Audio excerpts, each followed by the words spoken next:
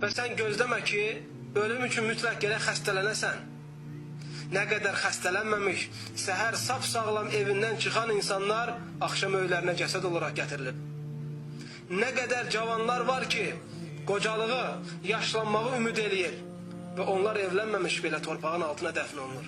Muhammed sallallahu aleyhi ve sellem deyir ki, əgər mən sizə yazığım gəlməsəydi, Allaha dua edərdim, qəbirlərdə olan hadisələri sizlərə eşitdirərdi.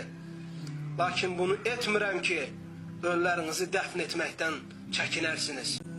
Bir varlı insan olur möhtərəm qardaşlar və böyük bir dənə saray tikir.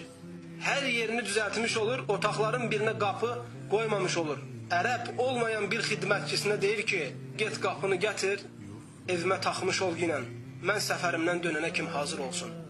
Və bu varlı insan səfərdən dönür və qapının otağa taxılmadığını görür və deyir ki, sən qapını niyə gətirmədin? Deyir, vallahi gətirdim və onu sənin evin qapısına qoydum. Deyir, hara qoydun? Və deyir, əlindən tutaraq onu Mədinə kənarında olan bir qəbir sandığı aparır. Qazılmış bir qəbrin üstünə qoymuş olur. Və deyir ki, sənin evin budur. Bu da sənin evin qapısıdır. Bu hadisə o insana çox təsir eləyir. Həyatı tamamilə dəyişir.